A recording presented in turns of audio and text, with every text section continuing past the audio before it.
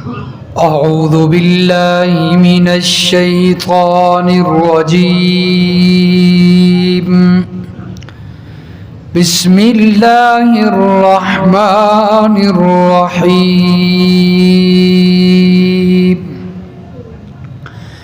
ألف لام ميم.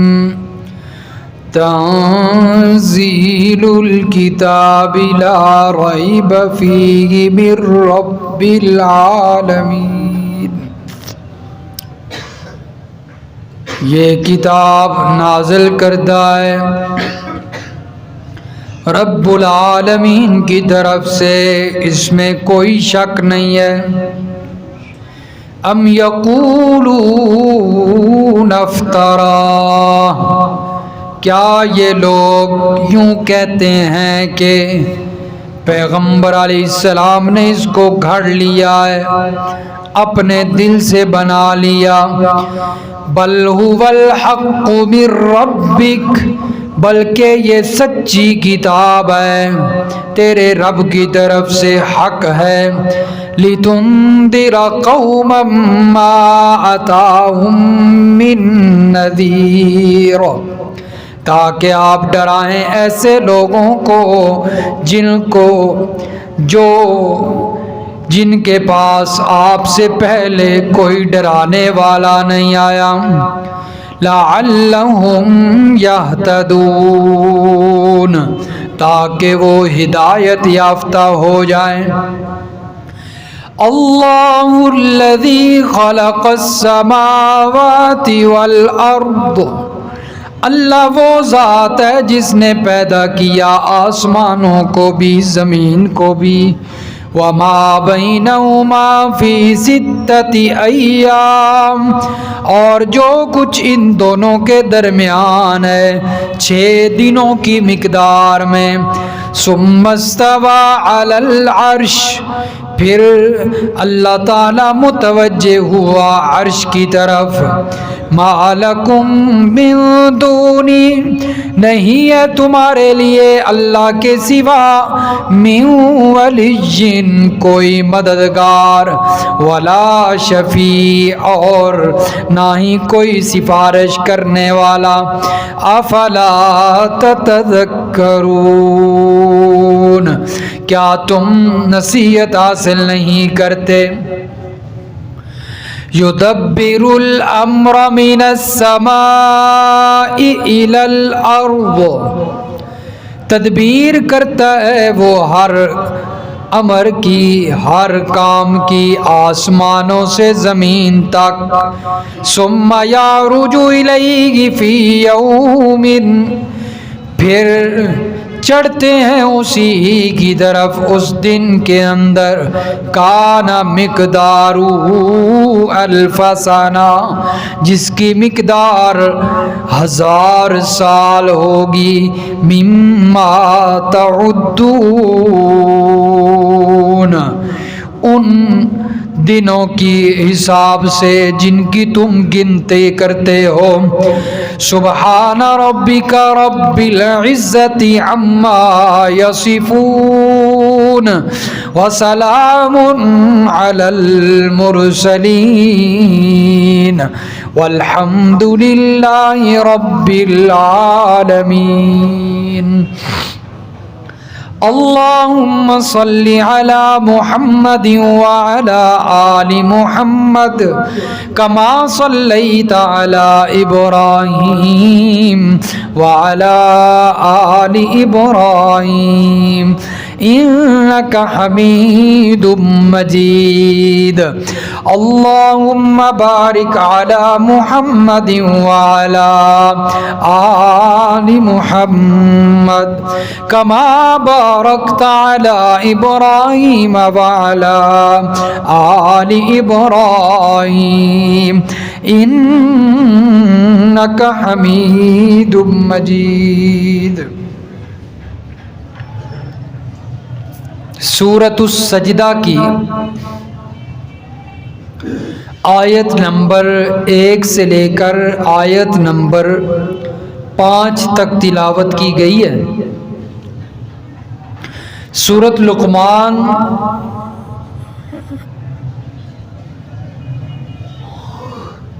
مکمل ہوئی اور سورۃ سجدہ کا آغاز ہو رہا ہے، تو اس لیے ابتدا کے اندر ان سورتوں کے حوالے سے کچھ باتیں جو بیان ہوتی ہیں، ان میں سب سے پہلی بات تو یہ ہے کہ اس سورت کا سورۃ لقمان سے تعلق کیا ہے۔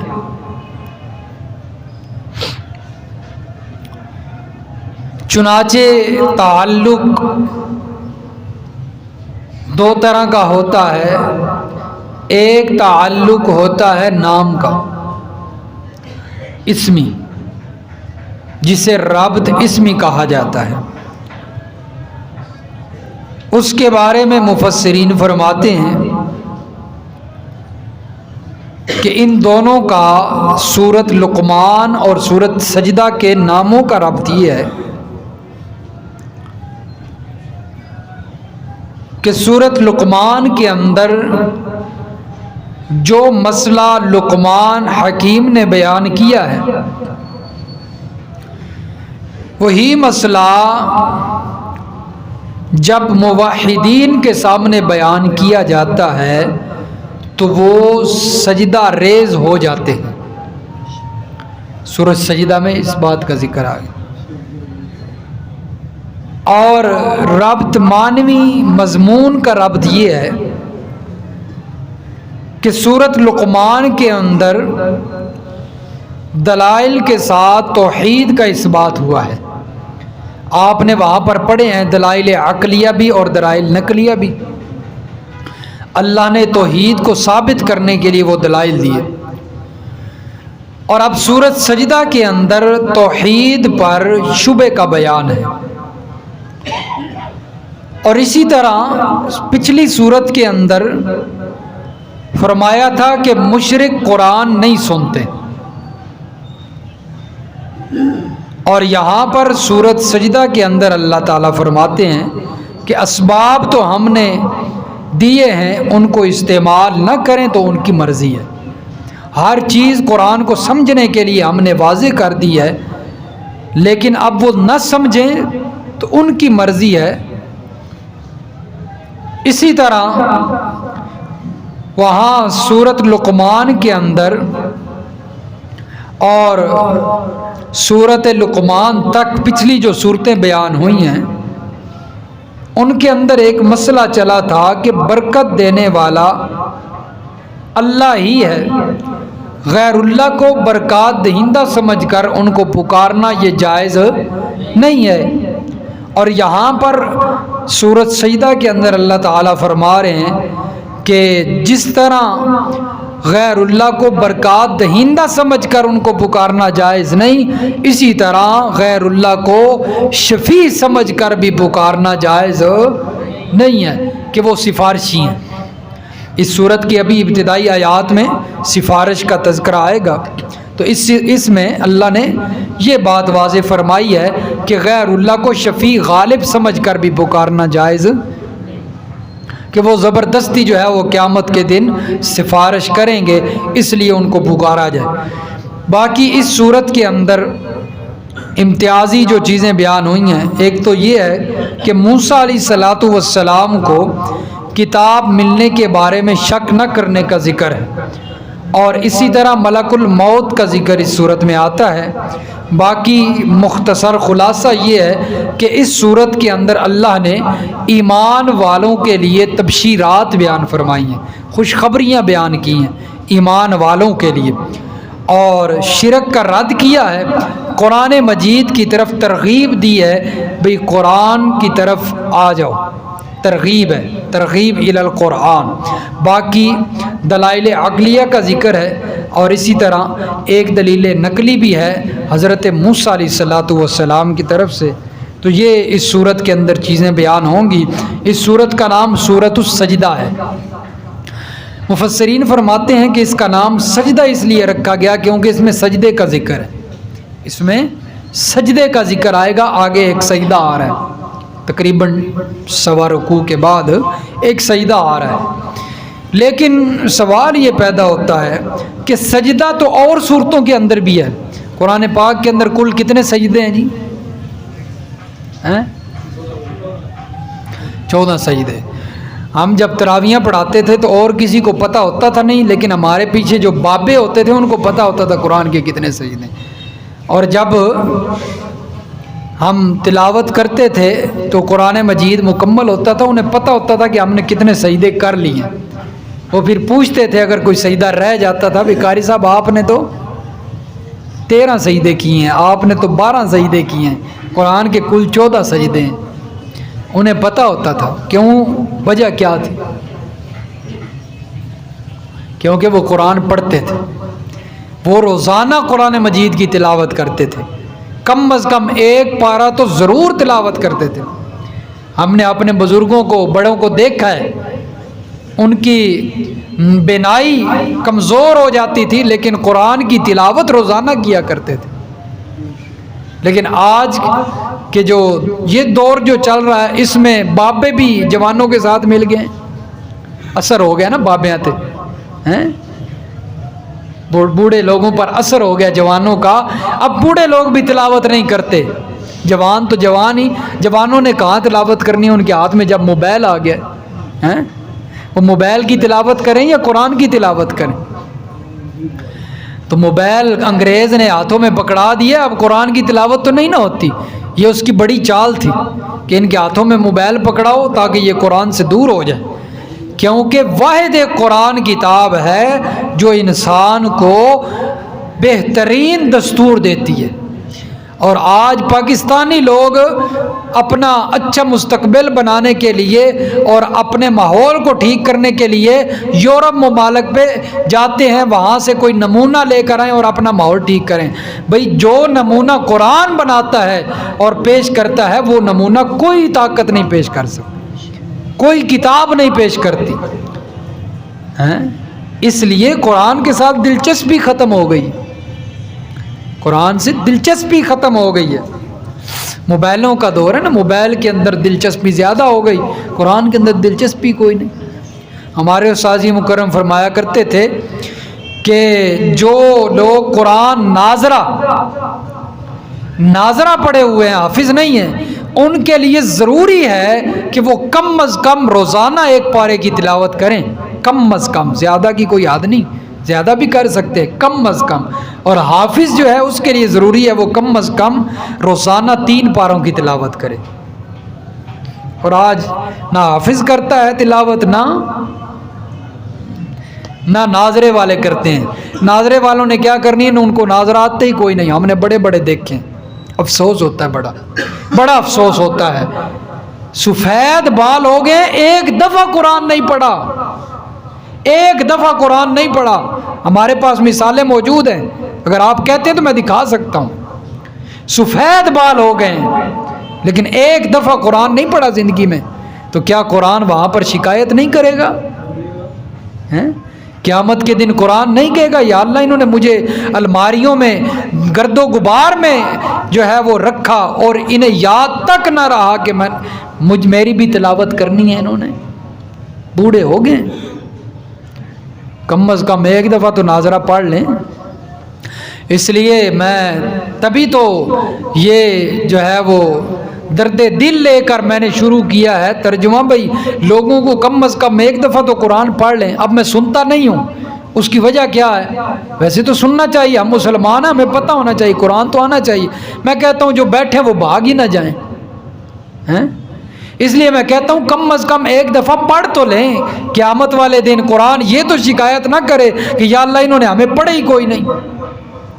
لیکن المیہ یہ ہے کہ ہم تو درد دل لے کر چل رہے ہیں، لیکن کسی کو حیا نہ آئے، شرم نہ آئے، تو ہمارا کیا قصور ہے؟ عوام پھر رہی ہے، گھوم رہی ہے۔ اب ڈنڈے مار کے تو بندہ بٹھا نہیں سکتا، بیٹھ جاؤ قرآن پڑھو ہمارے پاس، انسان کو خود اس بارے میں جو ہے وہ سوچنا چاہیے کہ میں کیسی زندگی گزار رہا ہوں. میں نے کلمہ پڑھا ہے, محمد الرسول اللہ کا امتی کہلواتا ہوں, لیکن جس محمد الرسول اللہ صلی اللہ علیہ وسلم نے راتوں کو کھڑے ہو کر قرآن کی تلاوتیں کی ہیں اور اتنی کثرت سے تلاوتیں کی ہیں, آج میں اس کا امتی کہلواتا ہوں, لیکن اس قرآن سے مجھے لگاؤ ہی کوئی نہیں ہے, مجھے پیار کوئی نہیں, مجھے اس قرآن کا پتہ کوئی نہیں. پھر آدھے نے بھی مولوی انسان خراب کیتا ہے, مولوی انسان خراب کیتا ہے, مولوی تو خراب کیتا ہے تے مولوی یا کیا بھی قرآن دے نیڑے نہ ہو. ہر انسان کو اللہ نے دماغ دیا ہے, عقل دی ہے, اس کا استعمال کرو. کیوں مولویوں کے پیچھے بھاگتے ہو؟ عقل کا استعمال کب کرنا ہے؟ قبر میں جا کر کرنا ہے. اس کھوپڑی کے اندر جو عقل ہے اس کا استعمال کب کرنا ہے؟ قبر کے اندر جا کر اس کا استعمال ہوگا, جب زندگی میں نہیں ہونا. اس لیے اللہ نے شعور دیا ہے, زندگی دی ہے, اس کی پوچھ ہونی ہے. اللہ نے قیامت کے دن ہلنے نہیں دینا. فرمایا حدیث پاک کے اندر آتا ہے پہلے اللہ پوچھیں گے بتاؤ جوانی دی تھی گزاری کیسے, پیسہ دیا تھا کیسے خرچ کیا, نعمتیں دی تھی کیسے استعمال کی, مجھے بتاؤ. ثم لتسألن یومئذ عن النعیم. بڑا سخت مقام ہے, بڑا سخت مقام ہے اور بڑا سخت وقت ہوگا. اور نبی علیہ السلام نے فرمایا عائشہ جس سے اللہ نے یہ کہہ دیا بھئی تو نے یہ کام کیوں کیا ہے, اس کے پھر بچنے کی کوئی امید نہیں. اور اللہ نے پوچھ لیا ہاں میں نے تیرے لیے اپنے لوح محفوظ سے اٹھا کر محمد الرسول اللہ صلی اللہ علیہ وسلم کے سینہ اطہر پر قرآن نازل کیا, اپنی عظمتوں والی کتاب نازل کی تھی تیرے لیے, تو نے کیوں نہیں پڑھی؟ جب کیوں آ گیا تو پھر کوئی بچنے کی امید ہے؟ اس لیے میرے دوستو جو بیٹھے ہیں عزم ارادہ کریں, روز کا ایک پارہ پڑھیں گے نا انشاءاللہ. زیادہ وقت نہیں لگتا, 20 منٹ 30 منٹ لگتے ہیں اگر بندے کی صحیح روانگی ہو نا قرآن پڑھنے میں. ہاں 20 سے 30 منٹ لگتے ہیں. ہمیں عربی سے شعور ہی نہیں رہا. روزانہ کی بنیاد پہ, تاکہ قرآن قیامت والے دن سفارشی بن جائے, یا اللہ انہوں نے مجھے پڑھا تھا. اور یہ جو ہم سورت پڑھ رہے ہیں سورۃ السجدہ, یہ جو اس کے بارے میں حدیث پاک کے اندر آتا ہے, در منصور والے نے بھی نقل کیا, مسند احمد کے اندر بھی روایت ہے. فرماتے ہیں کہ نبی علیہ الصلوۃ والسلام نے فرمایا کہ ایک بندہ تھا جس کے لیے عذاب کا فیصلہ ہوا. 30 آیتوں والی سورت نے اس کے حق میں سفارش کی اور اسے عذاب سے بچا لیا. فرمایا وہ سورۃ السجدہ ہے, اس کی 30 آیتیں. اور نبی علیہ الصلوۃ والسلام رات کو سوتے وقت سورۃ السجدہ اور سورۃ الملک کی تلاوت کر کے سویا کرتے تھے. اور حدیث پاک کے اندر آتا ہے, مسند احمد کی روایت ہے کہ نبی علیہ الصلوۃ والسلام جمعے والے دن فجر کی نماز میں اول رکعت میں سورۃ السجدہ اور دوسری رکعت میں سورۃ الدہر کی تلاوت کیا کرتے تھے. اتنی جو ہے وہ شان والی صورت. اور جب ایک صورت پڑھنے پہ اللہ تعالیٰ کے جو ہے وہ سامنے سفارش کے لیے وہ پیش ہو جاتی ہے, تو جو بندہ پورا قرآن پڑھے گا لگاؤ سے, تو کیا قرآن سفارش نہیں کرے گا؟ ضرور کرے گا انشاءاللہ, لیکن قرآن والوں کے حق میں کرے گا. جنہوں نے ساری زندگی قرآن نہیں دیکھا ہوگا ان کے حق میں سفارش کہاں سے ہوگی؟ اس لیے میرے دوستو قرآن پڑھیں, قرآن کی عظمت کو پہچانیں تاکہ ہمیں اس کو پڑھنا جو ہے وہ نصیب ہو جائے. الف لام میم تنزیل الکتاب لا ریب فیہ من رب العالمین. فرمایا جو قرآن تمہارے سامنے کھلا ہے یہ کتاب معمولی کتاب نہیں ہے, یہ رب العالمین کی طرف سے نازل کردہ کتاب ہے. لا ریب فیہ من رب العالمین, جس میں شک کی گنجائش ہی نہیں, جس میں شک کی گنجائش. انگریزی پڑھتے ہیں, بایولوجی پڑھتے ہیں, فزکس پڑھتے ہیں, کیمسٹری پڑھتے ہیں, ریاضی پڑھتے ہیں, اردو پڑھتے ہیں, جس کے بارے میں قیامت کے دن پوچھ نہیں ہونی کہ تم نے بایولوجی پڑھی کہ نہیں پڑھی, کیمسٹری پڑھی کہ نہیں پڑھی. قرآن نہیں پڑھتے, قرآن نہیں پڑھتے, جس کی پوچھ ہونی ہے قیامت. آج نوجوان ہے، اس کا اسکول کالج میں پڑھتا ہے، اس کو یہ تو فکر ہوتی ہے کہ میرے ریاضی میں نمبر کم نہ آ جائیں، اس کو یہ تو فکر ہوتی ہے کہ میرے فزکس میں نمبر کم نہ آئیں، ریاضی میں کم جو ہے وہ باقی کتابوں میں نمبر کم نہ آ جائیں، اسے یہ فکر کوئی نہیں کہ قیامت کے دن قرآن کی پوچھ ہوگی تو میرے نمبر کم نہ آ جائیں، یہ اسے بالکل فکر نہیں ہے، بالکل فکر نہیں ہے۔ کیا وجہ ہے؟ دین سے دور کر دیا ہے۔ نہ والدین کو قرآن آتا ہے، نہ اولاد کو قرآن آتا ہے۔ ہاں جی، جس کے گھر میں پھر قرآن نہیں پڑھا جاتا وہاں پر پھر گلوکار پیدا ہوتے ہیں، وہاں پر جو ہے وہ غلط اور فسادی پیدا ہوتے ہیں۔ یہ میرے دوستو یاد رکھنا، جس کو گھر میں قرآن نہیں پڑھا جاتا وہ گھر نجاست کا اڈا بن جاتا ہے۔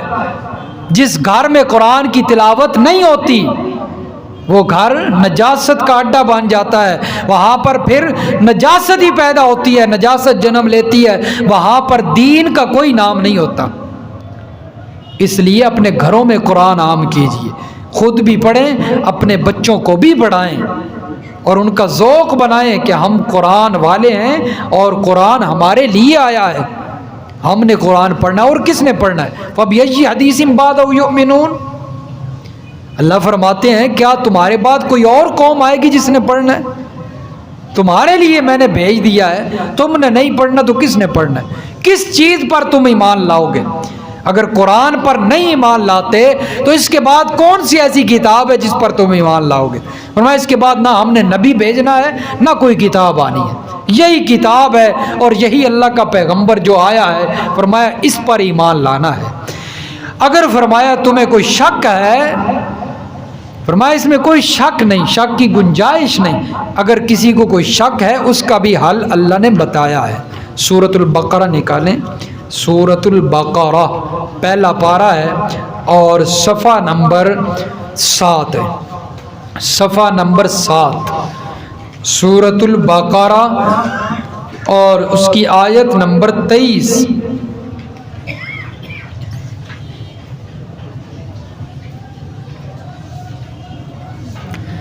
سورۃ البقرہ آیت نمبر 23 فرمایا وَإِن كُنتُمْ فِي رَيْبٍ مِّمَّا نَزَّلْنَا عَلَىٰ عَبْدِنَا، اگر تم اس قرآن کے بارے میں شک کرتے ہو جو ہم نے اپنے بندے پر نازل کیا، خاص بندے پر، کس پر نازل کیا؟ اپنے خاص بندے محمد رسول اللہ صلی اللہ علیہ وسلم پر نازل کیا، بشر پر نازل کیا، کیا اگر تم اس میں شک کرتے ہو فَأْتُوا بِسُورَةٍ مِّن مِّثْلِهِ، پھر اس جیسی ایک صورت بنا کے لاؤ، اس جیسی ایک صورت بنا کے لاؤ۔ وَإِن بَدْعُوا شُهَدَاءَكُم مِّن دُونِ اللَّهِ، اللہ کے سوا جن کو تم نے معبود بنا رکھا ہے ان کو بھی جمع کرو، ان کو بھی کہو کہ زور لگائیں، کوشش کریں اور قرآن جیسی کوئی صورت بنائیں اگر تم سچے ہو۔ تو اللہ نے حل بتایا ہے، فرمایا اگر تمہیں شک ہے تو پھر اس جیسی کوئی صورت بنا کے لاؤ۔ ایک مقام پہ اللہ نے فرمایا پورا قرآن بنا کے لاؤ، ایک مقام پہ اللہ نے فرمایا ایک آیت بنا کے لاؤ۔ تو یہ چیلنج موجود ہیں، جو شک کرتا ہے وہ چیلنج پورے کرے۔ ام یقولون افترا، یہ اعتراض کرتے تھے مشرکین مکہ کہ نعوذ باللہ یہ محمد الرسول اللہ صلی اللہ علیہ وسلم خود بنا بنا کر لاتے ہیں اور دل میں جو بات آتی ہے وہ بیان کر کے کہتے ہیں یہ قرآن ہے۔ فرمایا بل هو الحق من ربک، جواب دیا اللہ نے یہ محمد کا بنایا ہوا نہیں ہے بلکہ یہ تیرے پروردگار کی طرف سے حق ہے، تیرے پروردگار کی طرف سے حق ہے۔ فرمایا لِتُنذِرَ قَوْمًا مَّا أَتَاهُمْ، یہ ہم نے نازل اس لیے کیا تاکہ آپ صلی اللہ علیہ وسلم ایسے لوگوں کو ڈرائیں کہ جن کے پاس آپ سے پہلے کوئی ڈرانے والا نہیں آیا، جن کے پاس آپ سے پہلے کوئی ڈرانے والا نہیں آیا، تاکہ وہ ڈر جائیں اور قرآن سے سبق حاصل کریں، لعلہم یہتدون، اور وہ راہ راست پر آ جائیں۔ اب سوال یہ ہوتا ہے کہ وَإِن مِّن أُمَّةٍ إِلَّا خَلَا فِيهَا نَذِيرٌ، اللہ قرآن مجید میں فرماتے ہیں کہ میرے پیغمبر آپ سے پہلے کوئی امت نہیں گزری کہ جس کے اندر کوئی ڈرانے والا نہ آیا ہو، اور جہاں پر اللہ فرما رہے ہیں کہ آپ ڈرائیں ایسے لوگوں کو جن کے پاس کوئی ڈرانے والا نہیں آیا، تو اس کا کیا مطلب ہے؟ تو اس سے مراد وہ جو آیت ہے کہ جس کے اندر اللہ نے فرمایا ہے کہ آپ سے پہلے کوئی امت ایسی نہیں گزری کہ جس میں ڈرانے والا نہیں آیا، یعنی ساری امتوں میں آئے ہیں، اللہ نے نبی بھیجے ہیں۔ اس سے مراد ہے بنی اسحاق۔ حضرت ابراہیم علیہ السلام کے دو بیٹے تھے، ایک کا نام تھا حضرت اسحاق اور ایک کا نام تھا حضرت اسماعیل۔ جو حضرت اسحاق تھے ان کی اولاد میں تو نبی چلتے رہے، حضرت یعقوب کے بیٹے یوسف، آگے نبوت چلتی رہی، نبی آتے رہے، لیکن یہ شام اور فلسطین کے علاقے میں آتے رہے، عرب کے علاقے میں کوئی نبی نہیں آیا تھا۔ بنی اسماعیل میں سے عرب کے علاقے کے اندر کوئی اللہ نے نبی نہیں بھیجا، وہاں پر اللہ نے اپنے آخری نبی امام الانبیاء رحمت کائنات صلی اللہ علیہ وسلم کو مبعوث فرمایا کہ جائیے اور عرب والوں کو ڈرائیے۔ یہ مطلب ہے کہ اس کا دوسری آیت کا مفہوم ہے کہ اللہ نے جو دوسرے علاقے میں شام فلسطین کے علاقے میں انبیاء بھیجے، وہاں پر کوئی قوم ایسی نہیں تھی کہ جس کے اندر نبی نہ آیا ہو، لیکن عرب کے اندر یہ آیت جو ہے اس سے مراد عرب کے لوگ ہیں کہ وہاں پر آپ سے پہلے میرے پیغمبر کوئی ڈرانے والا نہیں آیا۔ حضرت ابراہیم اسماعیل کے بعد ہزاروں سال گزر گئے لیکن کوئی نبی نہ آیا، عرب کے اندر ہم نے آپ کو مبعوث فرمایا ہے تاکہ آپ لوگوں کو کیا کریں؟ ڈرائیں۔ تو یہ فرمایا کہ ہم نے یہ قرآن بھی اسی لیے نازل کیا تاکہ آپ اس کے ذریعے ڈرائیں۔ اللہ الذی، اور جو بندہ قرآن سنتا ہے، قرآن سمجھتا ہے، اس کو پڑھتا ہے، اس کے دل میں اللہ کی طرف سے خوف پیدا ہو جاتا ہے۔ دلوں کے اندر کیوں نہیں خوف ہے؟ اللہ کا ڈر موجود نہیں ہے۔ جو بے ایمانی اور جو دھوکہ فراڈ ان مسلمانوں کے اندر ہے، اب تو کافر کہتے ہیں کہ ہم تو کافر ہی اچھے ہیں کہ مسلمان ہو کر بھی یہ کام کرنے ہیں۔ اب تو کافر بھی جو ہے وہ تانے دیتے ہیں مسلمانوں کو، کیونکہ مسلمان کے اندر مسلمانی نہیں رہی، نام کا مسلمان ہے، والدین سے وراثت میں اسلام ملا ہے، وہ مل گیا ہے، کلمہ پڑھ لیا ہے، لیکن مسلمان ہی نہیں ہے۔ دھوکہ فراڈ ہر چیز بے ایمانی سب سے زیادہ مسلمانوں میں ہے۔ اگر کوئی کافر نے فیکٹری بنائی ہوئی ہے، وہ مسلمانوں سے اچھی چیز بنا رہا ہے، وہ دھوکہ نہیں کر رہا، ملاوٹ نہیں کر رہا، لوگ ان کی چیزیں خرید رہے ہیں، مسلمانوں کی چیزیں نہیں خریدتے کیونکہ مسلمان دھوکہ کرتا ہے مسلمان، اور اسی کو منافقت کہتے ہیں۔ تو منافقت عام ہو گئی ہے، تو اس لیے میرے دوستو یہ کیسے ختم ہوگی اور رب کا جو ہے وہ خوف ڈر دل میں کیسے آئے گا؟